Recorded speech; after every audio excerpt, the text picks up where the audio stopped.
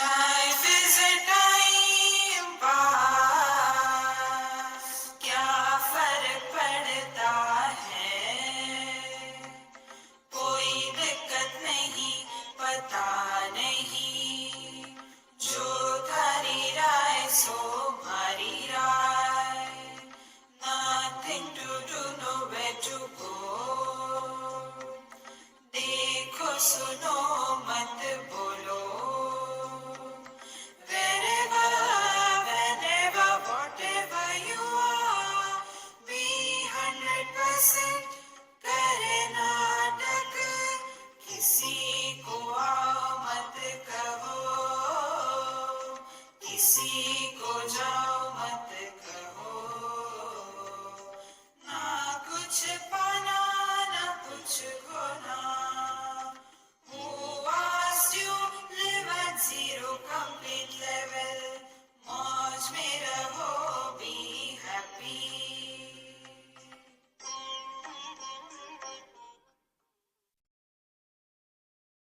Sri Krishna, Sri Krishna, Sri Krishna, Sri Krishna.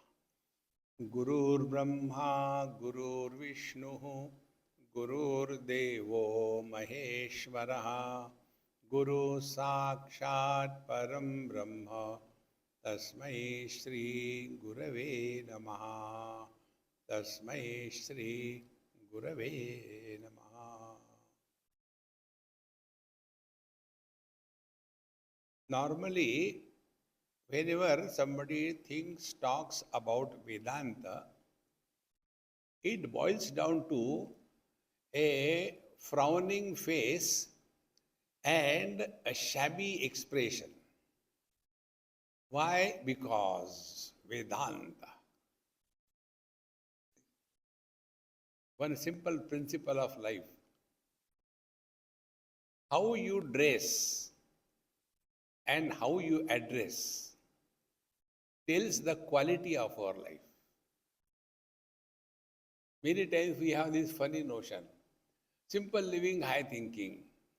It is actually shabby living and stupid thinking. Vedanta doesn't say that you should be like a beggar, no. See, when we go to the temple, don't we go to the temple in a proper attire? Not the same dirty clothes and somehow never taken bath for last 1 month and everything like that, and all the fragrance coming from the body, and go before the Lord. The God will run away. See, friends, so when we go to the temple, we must be properly dressed, is it not? Exactly same way. Vedanta is going to the temple of God, which is our own being. Bhagavan Shankaracharya writes about the body in two ways. Atyanta malino dehaha, dehi chatyanta nirmalaha, asangohamiti jnatva shauchametat prachakshate. The body is an abode of filth, atyanta malino dehaha. And dehi, the embodied is the divine presence. Atyanta nirmalaha, immaculate, pure. And asangohamiti jnatva. Then what is required to be done? That when I am functioning through the body, am I bringing out the filth out of me, or am I bypassing the filth and allowing the divinity to express through me? And this can happen when we live in this world in such a manner that the impact of the body is minimum on our thinking. See? Normally, when we look at the world, what we see is the forms. All forms are body. Now here is a catch. Atyanta malino deha. Body is disgusting, impure. So, what we do? Oh, people are very dirty. Don't keep them away. That is not the meaning.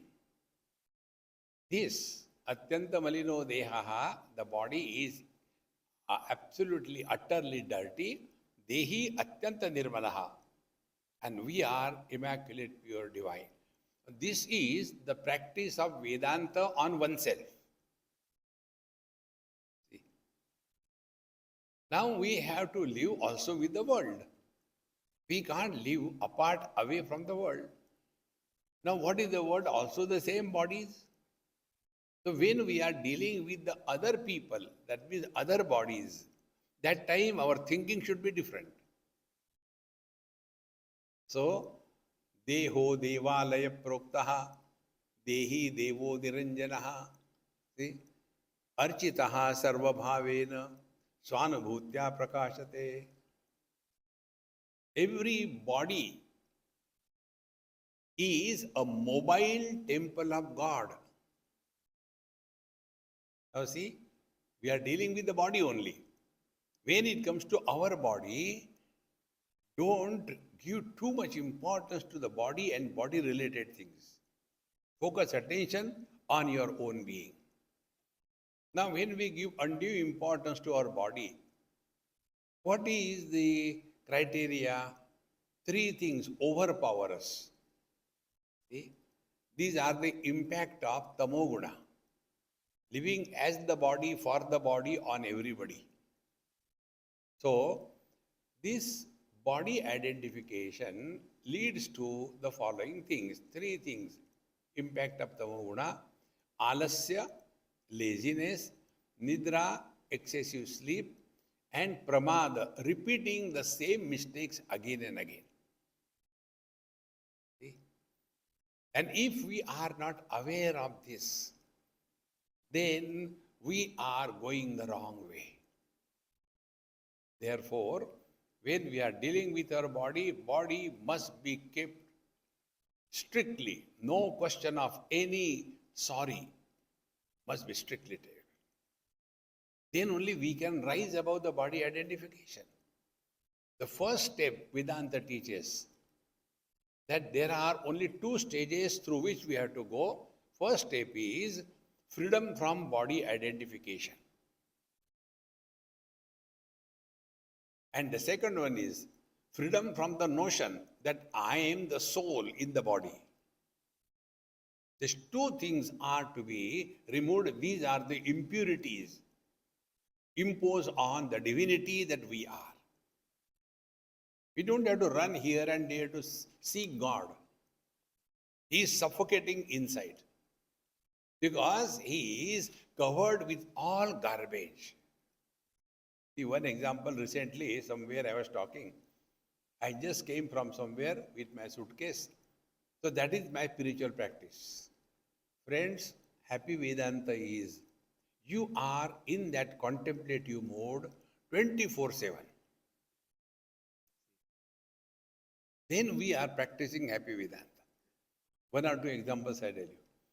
When I was coming from somewhere or going somewhere, in a week, minimum 2 times I go to airport.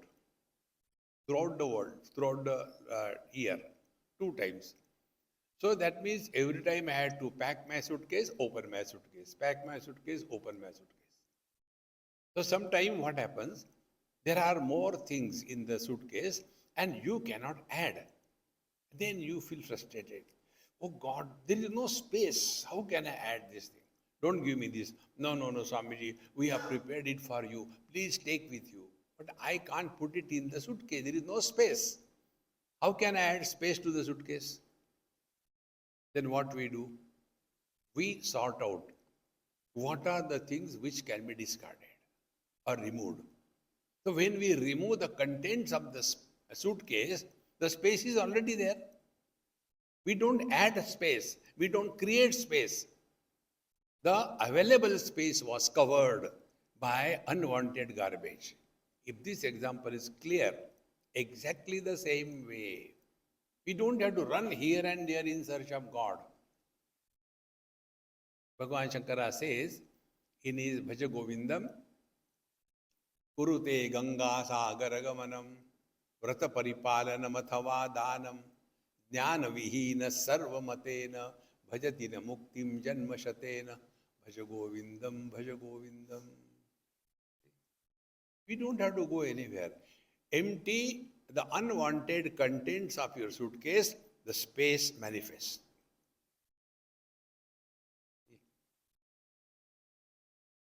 The other day, somebody asked me a question. Swamiji, if some children are born without the umbilical cord, what it will be like? I said, it has happened in the history. There are two births where there was no umbilical cord. How it is possible? Modern technology, cordless. Cordless charging is there.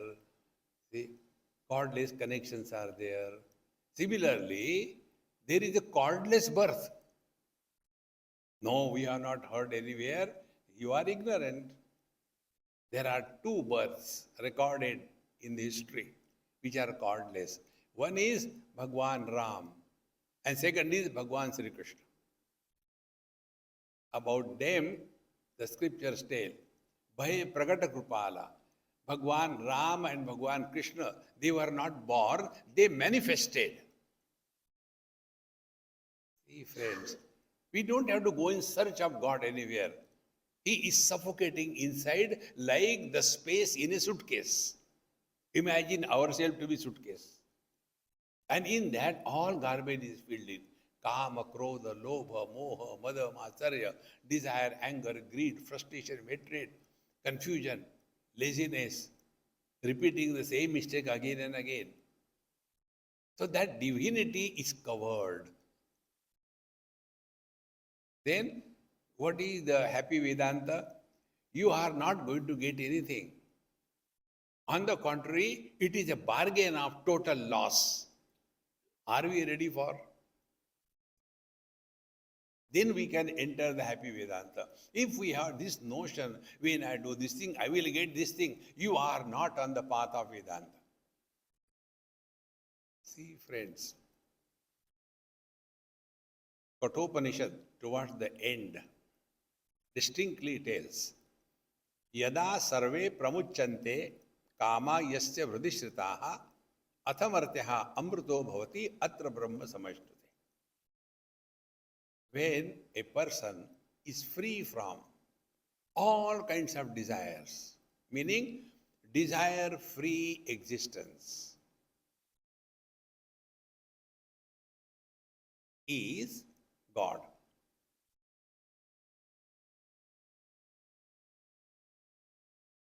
See? Yada sarve pramuchante kama, sarve kama, yada pramuchante, given up for good. Then atha martyaha amruto hoti atra brahma samashnute. Atra means here and now. Now see, Vedanta what tells us. Wherever, whenever, whatever you are, be 100%. If we follow the simple instruction, we will be narrowed down to only one. Now what is happening? We are a poultry farm inside. Constantly cock, cock, cock, cock, cock, cock going on. Because so many desires. Now if we practice this simple thing, like we are here in satsanga. Now during satsanga, we should be only satsangi and nothing else. As a result, we are not entertaining any desire.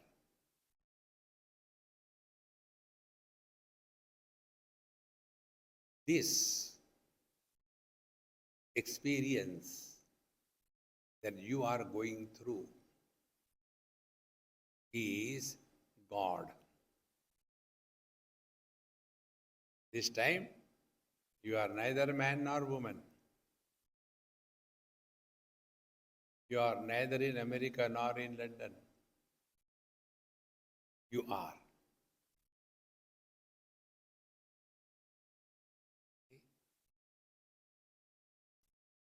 When we start practicing this with proper understanding, spiritual life is not fulfilling the desires.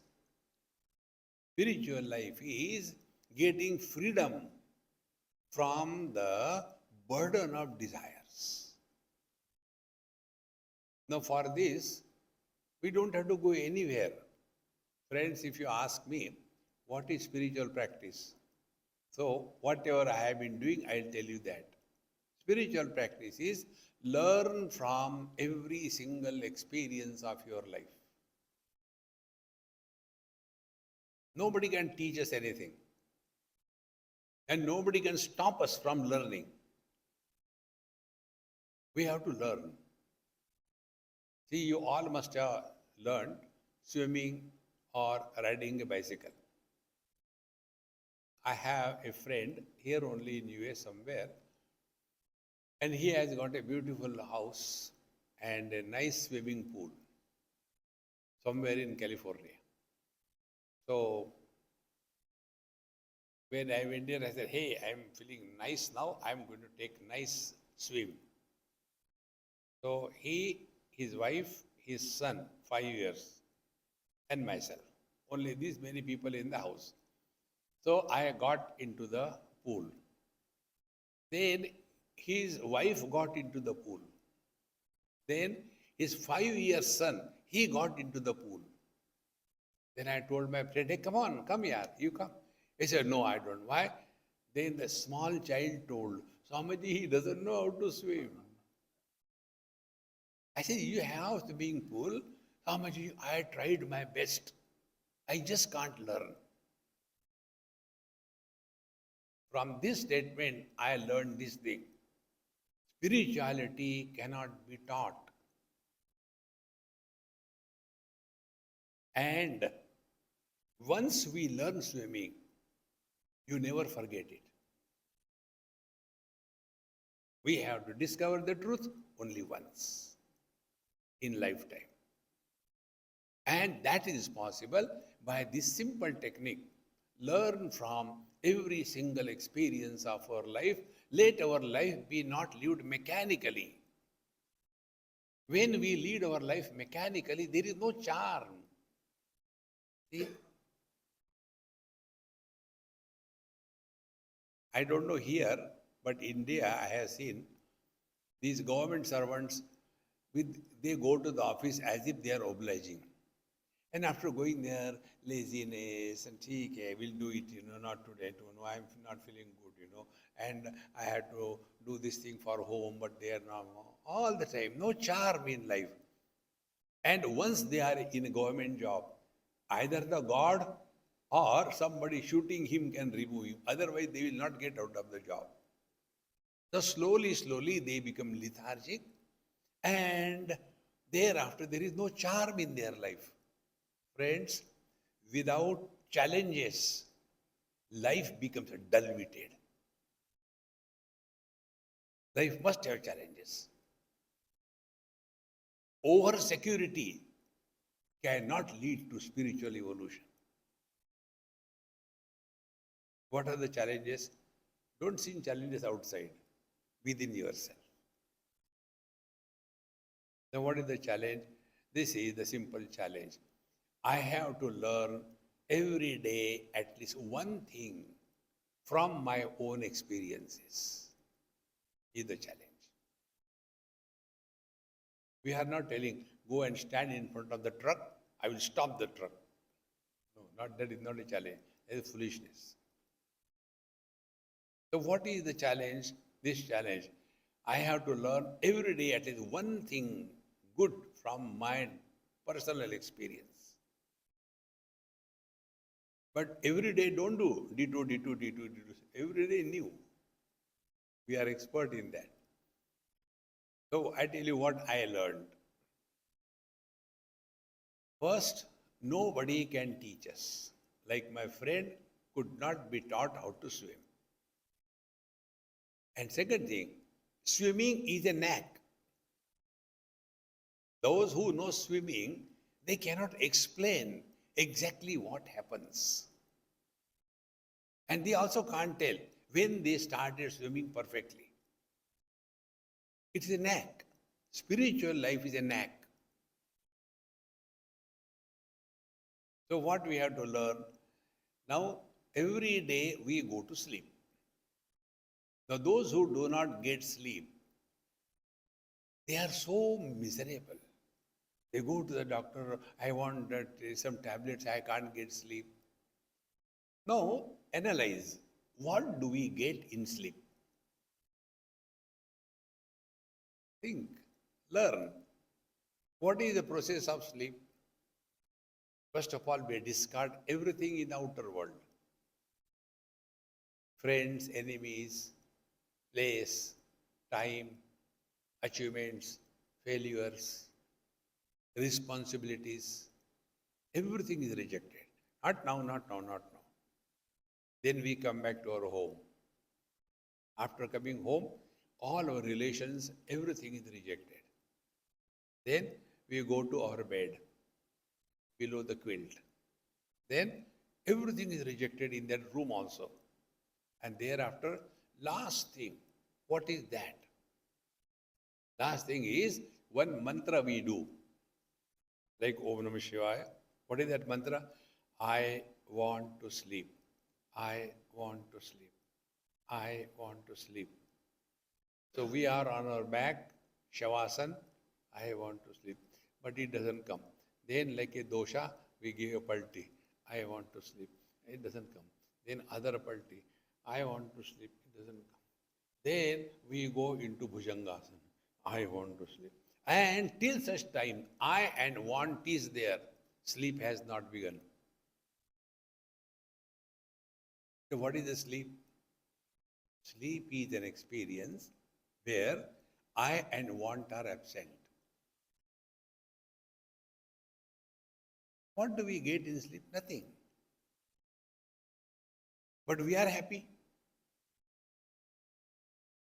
We don't get happiness. We are happiness. When we indulge in the worldly things, suppose I want a cup of tea. So when I get a cup of tea, I am happy. If I don't get a cup of tea, I am miserable. But in case of our own deep sleep, what do we get? Nothing. Not only that, we lose this person who wanted to sleep. Therefore, who is this I who wanted to sleep? I is the one who is carrying the burden of desires. So when you drop the desires, I also disappears. When I divorce my wife, I as a husband also disappeared. This is just an example. I don't have a wife. See, friends, the more you become aware of this, real spiritual practice is not getting anything. This is happy Vedanta. Meaning, when we are happy for no reason, unreasonable happiness. Our condition is, like today when we went for a walk, morning time, for that graduation ceremony, all the students putting on funny kind of clothes and all that, and then a garland, as if they have done something great in the whole universe, and going on.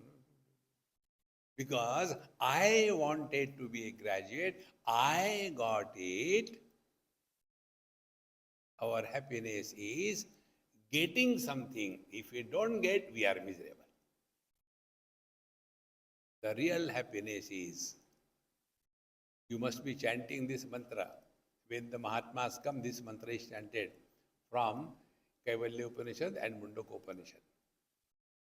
न कर्मणा न प्रजया धनेन त्यागेनैके अमृतत्वमानशो परेण नाकं निहितं गुहायां विभ्राजते यद्यतयो विशन्ति वेदांत विज्ञान सुनिश्चितार्था संन्यास योगात् यतयः शुद्ध सत्वा ते ब्रह्मलोकेषु परान्तकाले परामृतात् परिमुच्यन्ति सर्वे त्यागेनैके अमृतत्वमानशो. Immortality is attained through renunciation, not for getting. And what we can renounce? We can renounce is something belongs to us. One of my friend, he was telling me, Swamiji, I am so fed up of my wife. I don't know what to do. Can you suggest something? I said, divorce. He said, no, I can't divorce. Why? She earns. And I live on her earnings. But then what can be done? I said, okay. For you, I will divorce. Is it possible? Can I divorce somebody else's wife? Exactly. What you can give up in this world? What belongs to us? See, friends, nothing belongs to us. Starting from your own body, somebody created this body, we entered forcibly and start claiming. Like you go to California. I was in our Vedanta society in Hollywood with the Swamiji. I was entering small road crossing into their accommodation. So there is outside little compound and then their house. He says, Swamiji, come fast. I said, come on, yaar, what is the hurry? He said, you come, I'll tell you later. We entered the compound, immediately he locked it. Then we walked fast. And we entered the house and again he locked the door immediately. I said, what happened, man? He says, Swami, you don't know. This is California. Anybody can enter. You cannot do anything to them. Police clearly tells, don't call us.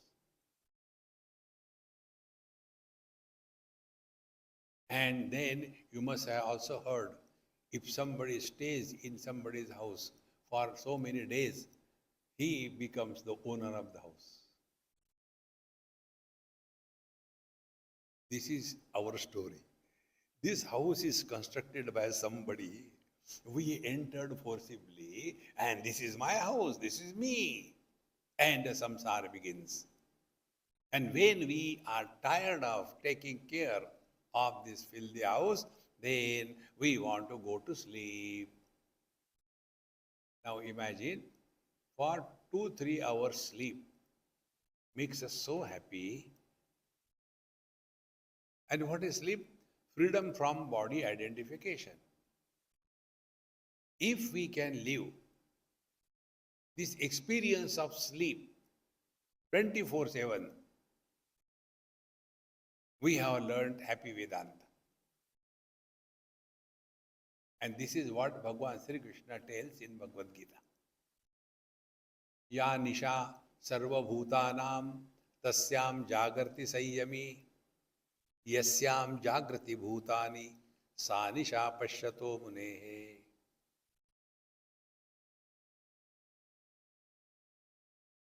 That reality to which average people are sleeping, meaning they do not know, to that reality, the wise man is awakened.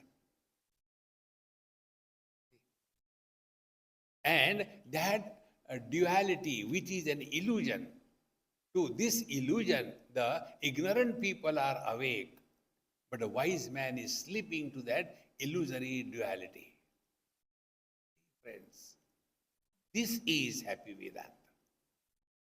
Now, like what? When we see mirage waters, do we become miserable? We enjoy because we know it is illusion. Now come back to our day-to-day experience. How the wise man lives in this world happily. We stand in front of the mirror and we know our experience. We take a toothpaste and toothbrush, and after that, do we apply there? Apply on ourselves. Because although we are looking at the reflection, but we know it is someone other than the reflection. Reflection is an appearance, it is not real. But in place of us, if there is a bird, what the bird will do? He sees the reflection and, oh, there is someone. I must go and hit him. So he starts pecking. The reflection also pecks. Oh God, he is also short, I will also show him. and a lot of thing goes. Finally starts bleeding from his beak. He doesn't go. Okay, let me see. He goes behind the mirror. See, he has run away. I think I have won the battle. Again he comes in the front. Again he is there. Oh God, now what to do? What to do? I don't know. Then let me do social service.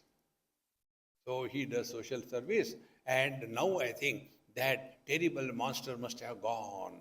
He comes and says, oh, he's still there. Social service did not help me. Then what should I do? Let me do yoga. And then the bird starts doing the yoga. And after doing the yoga, he again opens the eyes. Oh, he's still there. Yoga is not useful. Okay, let me chant the japa. Om Namah Shivaya, Om Namah Shivaya, Om Namah Shivaya. And he opens the eyes. Oh, still there, not going. What to do? What to do? He may do anything. There is no way reflection will disappear. Recognition of the illusion as an illusion is the only way to get out of illusion. This world is like that. This world has always been like this. There is nothing new in this world. See? One youngster asked me this question. Swamiji, don't mind. I said, no, I have no mind. You ask anything. But you be prepared. I give reply to you according to your test. He said, we are in a modern world wherein the morning news becomes stale by lunchtime. We are so up to date. Yes. Your Bhagavad Gita is told more than 5,000 years before. How it can be applied today? I said, you are very intelligent. You have really flattened me, but I'll try to tell you something. So his ego started, gloating. And I was ready with a pin. Flats. So I told him, I said, what you tell is very true. Because during the Mahabharata time, 5,000 years, that time people were seeing with the nose, and they were taking food with the ear, and they were walking with the head, not with the legs. Now the things have changed. What do you mean? I said, I don't mean anything. If you are little wise, you understand. Human beings are same in any period of history of humanity or anything. Therefore, what is said in Vedanta is not limited by time, space and object. Therefore, Vedas are apaurushaya. They are not written by anybody. Hey friends, you cannot trace history. So many 1,000 years or 100 years before, there was somebody and he told me this, and thereafter he has gone. Then we all were fighting, and after fighting, then we wrote it together and that became a scripture. No, it is not the product of a human struggle. It is an experience of being. Hey friends, therefore, Vedanta distinctly and clearly tells us that if we really want to walk spiritual path with your respect to yourself, first step is get freedom from body identification, meaning don't get lost in two things in life. One is possessions and second is relations. Our whole life is like a mule. We are carrying the possessions and relations in our life. Upanishad says in Brihadaranyaka Upanishad, Tatra mata amata bhavati, Tatra pita apita bhavati. In the deep sleep, mother is not mother, father is not father, but they still continue to be.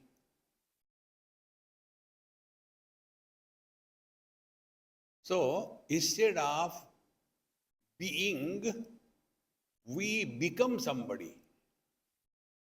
See? Man is. He becomes husband. Nobody is husband by birth. See, friends. Then who is miserable? It is the husband is miserable, not the man. That is why, wife, because of whom the man is husband, is defined by the wise people. What is wife? WIFE. Worries invited forever. And then his husband is all the time frustrated. Now what his husband has to do? Only Karnataka, he should not take anything seriously. You are living happy Vedanta. See, if your wife is good and therefore you are happy, what is your contribution? If your wife is a real wife and yet you are happy, then you are a Vedanti. See, friends, happy Vedanta means never justify why I am miserable. See, the reason is we take things too seriously. But why she called me that I am dumb? She should call you dumbbell. Don't take life seriously. As you listen to Vedanta, listen to the worldly things. Vedanta tells you, what? You are divine. No, Swamiji, you are not divine. That we don't accept. One man asked me this question. Swamiji, yes sir, my wife tells me, you go to Swamiji's Vedanta talks. You tell me why you go, then I will come, if I am convinced. And he said, Swamiji, I also don't know why I come here. But I definitely come. I don't know why I come. So what reply should I give to my wife? I said, forget about wife, I am giving you reply for yourself. What is that?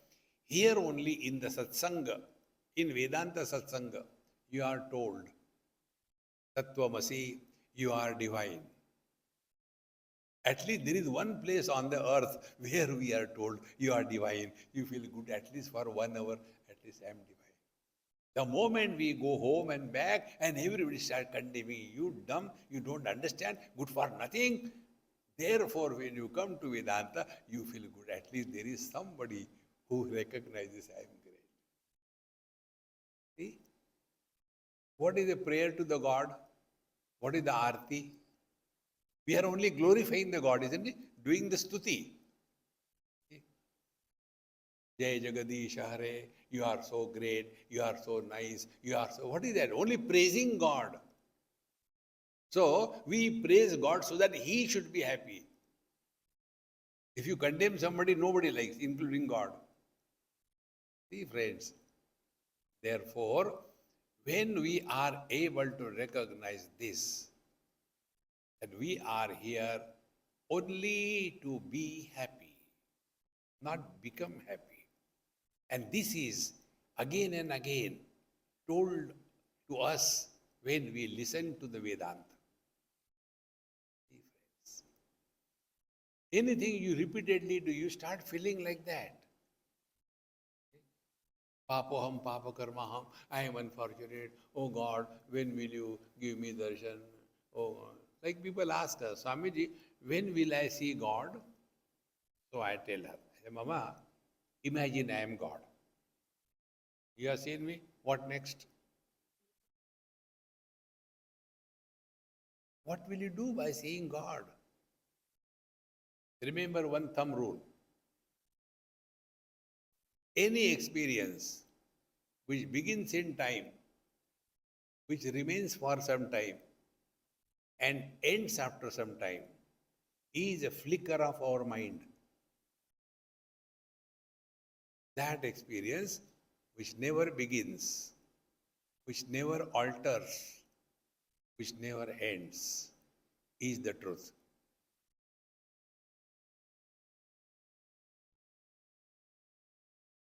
Now find out. Here I was showed that other side, whatever buildings were there, they were erased. Now some new building will come there. So when those buildings were erased, has the space from the building gone out somewhere? That building is not there. Space is there. Can the building be without space? Now when a tall building will come there. So when tall building comes, are we going to add more space? Everything is the same. So what is the reality? Space is the reality. Not all the buildings which come and go. Exactly the same way. What are those things which come and go in our life? Start from a small thing and end up in the divine. It's so simple. Bhagavan says in Bhagavad Gita, Dehinosmin yatha dehe kaumaram yauvanam jara tatha dehantara praptihi dhirastatra namuyati. Like childhood comes and goes, we are the same. Teenage comes and goes, we are the same. Middle age comes and goes, we are the same. Swamiji, stop there. No. Old age will also go. You will not go anywhere. You are the same. Therefore, Bhagavan says, Dhirastatra namuyati. The wise man is never miserable because he has discovered his identity with not the changing phenomena, but the unchanging substratum. And this is not to be done. It is. See, it is uncreated experience. Any experience which is created, it remains in time and ends after some time. Like our satsanga will end after some time. We continue to be the same. Therefore, this thumb rule, any experience which begins, remains, modifies and ends is only the mind.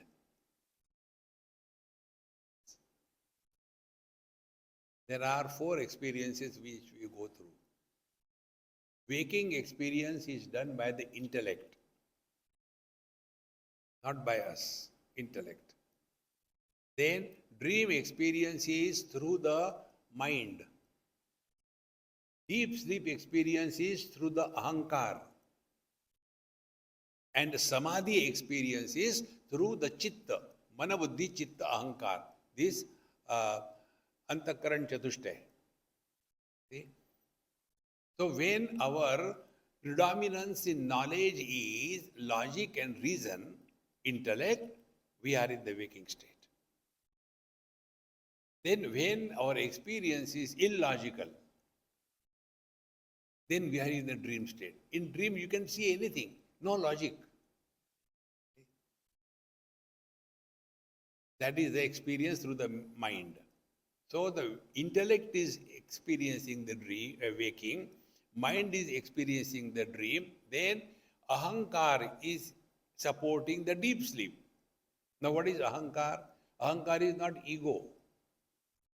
Ahankar is that principle because of which the 5 elements remain together in the form of the body and the body doesn't become disintegrated.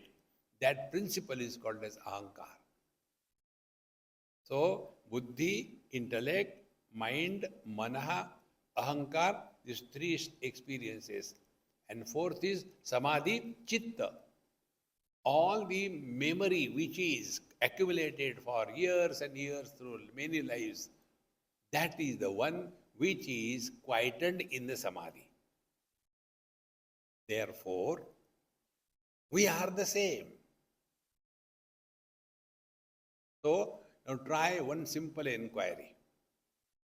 Not difficult. The inquiry is, who goes to sleep? I am not giving you big books in your hands. Only analyze and tell your own experience. Who goes to sleep? The waker doesn't go to sleep. He was not in the sleep. The dreamer doesn't go to sleep. He was not in the sleep. The deep sleeper also does not go to sleep. If he goes to sleep, who will know it is a sleep? See, friends, how simple it is. Therefore, in sleep there is nobody. Then sleep comes and goes.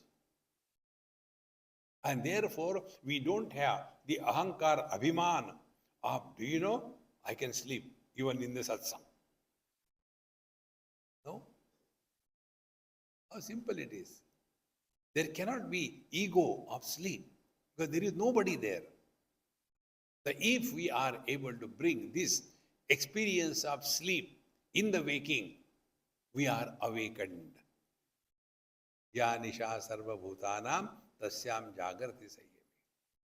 But in the waking, we have that notion. I have done this thing, I have done this thing, I have finished my graduation, now I will get degree, and I is there. Nobody has the ahankar, ego of the deep sleep. See, friend, because deep sleep, there is nobody. Therefore, what is spiritual practice?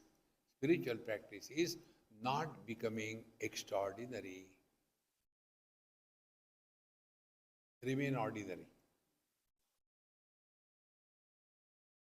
Normally, what happens? We try to become extraordinary.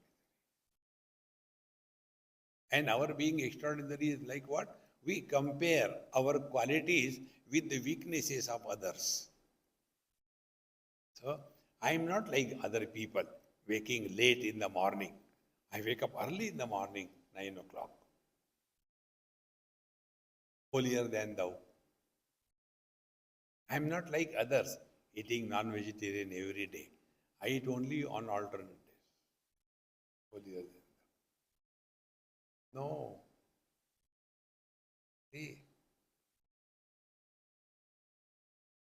Therefore, technically speaking, nirvishesha satta, non-specific being.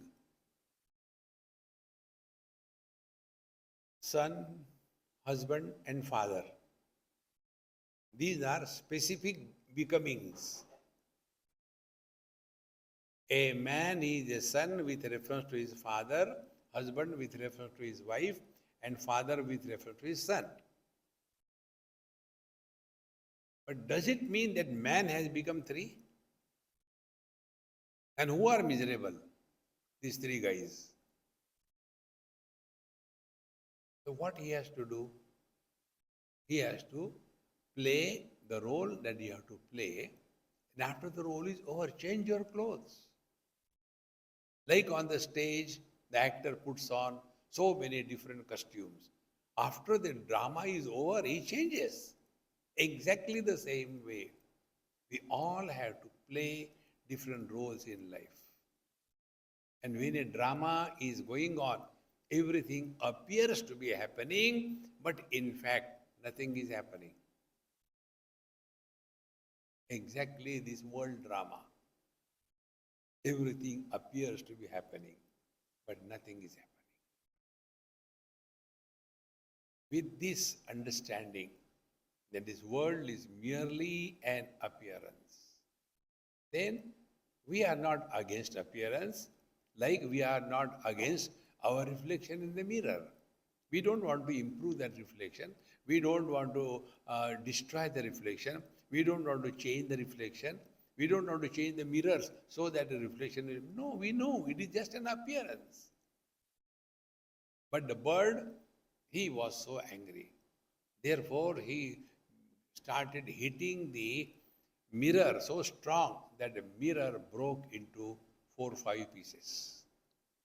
And lo, another problem. There are many of them. Earlier there was only one. Now there are many. He is becoming more miserable.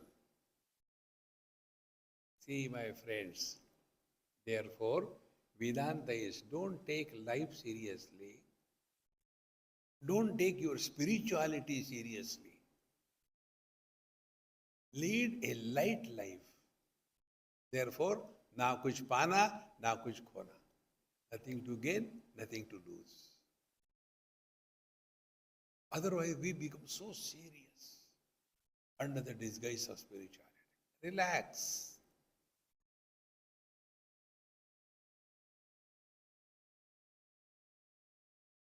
When we want to practice happy Vedanta, one of the things which we told in this mantra is, Dekho, suno, mat bolo. See, hear, no comments. Then our experience will be like the mirror. When I go and stand in front of the mirror, will the mirror say, come on, yaar, get away, oldie? And one beautiful girl comes and stands in front of the mirror, will he say, hey, hang around a little longer, yaar? No. See how simple it is. In the same manner, we are not influenced by anything. Our experiences are like the experiences of the mirror. What is the experience of mirror? When the reflection is that of the flame, that reflection of the flame does not burn the mirror.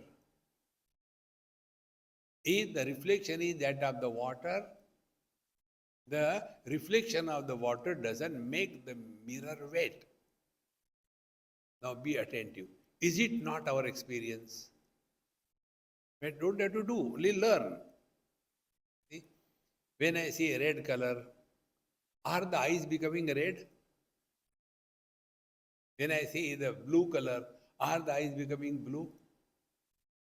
When I see a man, are the eyes becoming masculine? When I see a girl, are they becoming feminine?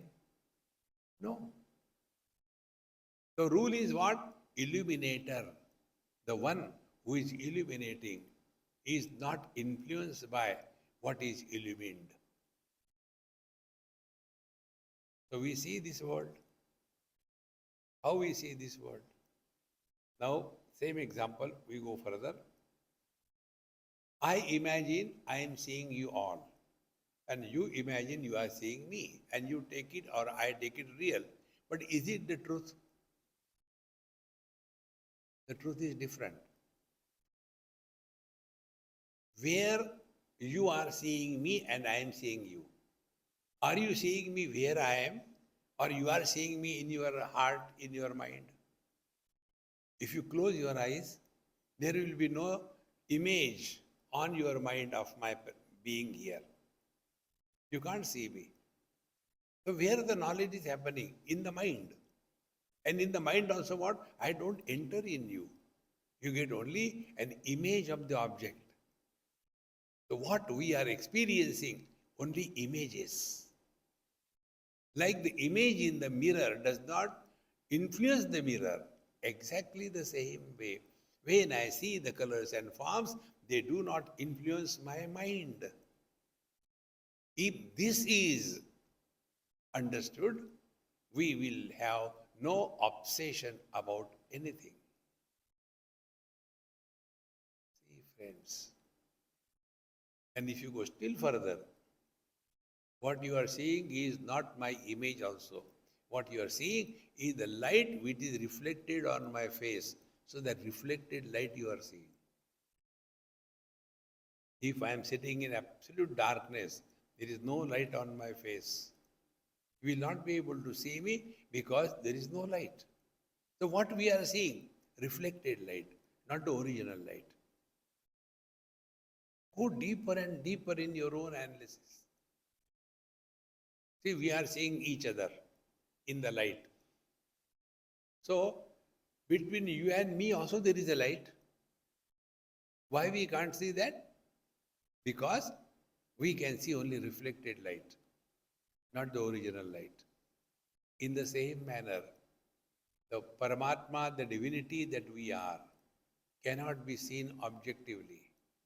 It can be only a subjective experience.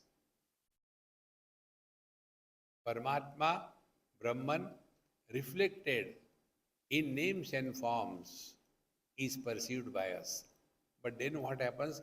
We get carried away by the names and forms and we forget whose light is that. That we forget. See, friends.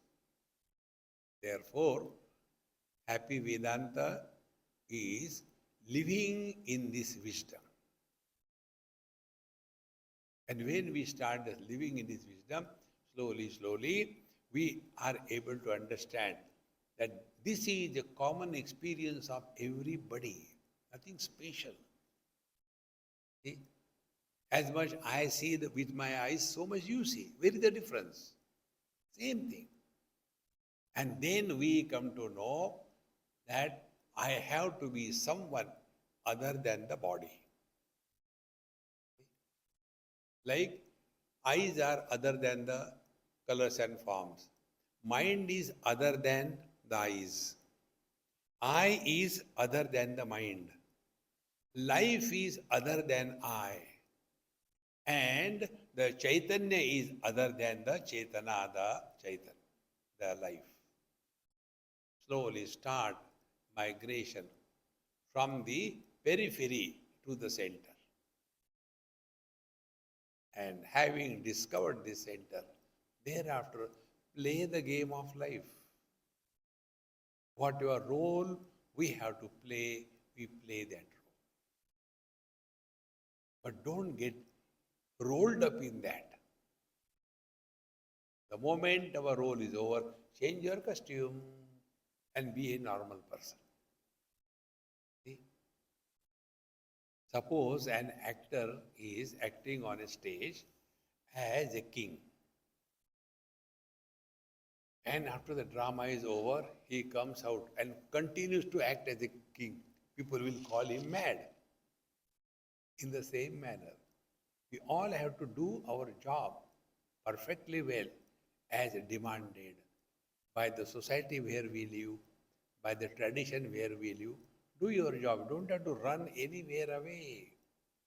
And in that way, slowly, we start taking life lightly. Living lightly in the light of wisdom is happy Vedanta.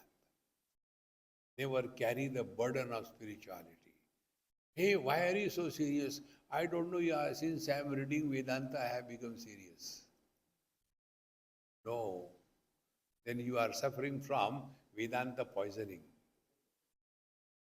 Vedanta doesn't make you miserable in life. Discover this truth and be happy. What we say, be happy. What we do, we want to become happy. Being happy is effortless experience. Becoming happy is effortful experience. If I get that thing, then I will enjoy, then I will become happy. But if I am happy for no reason, I am divine. See, divinity is freedom from the burden of possessions and relations. We are with everybody. But don't get entangled in anything in life. We must have the ability to go back to the origin. Slowly, we become so light-hearted, then the spirituality doesn't become a burden. We don't become extraordinary in this world. We remain ordinary. We don't want to prove anything to anybody. We accept the world as it is. We don't want to change anybody. We accept everybody as they are. Slowly, our old habit of comments, then condemnation, appreciation, glorification, evaluation, everything disappears. And the mind starts remaining at peace 24/7.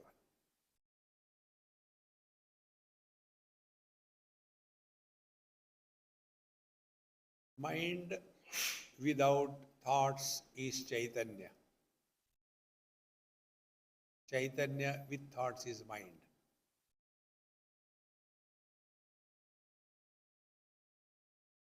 Thoughts are two types, real and fake. When an actor is on the stage, he comes and tells his girlfriend, honey, darling, I love you. Fake, not real.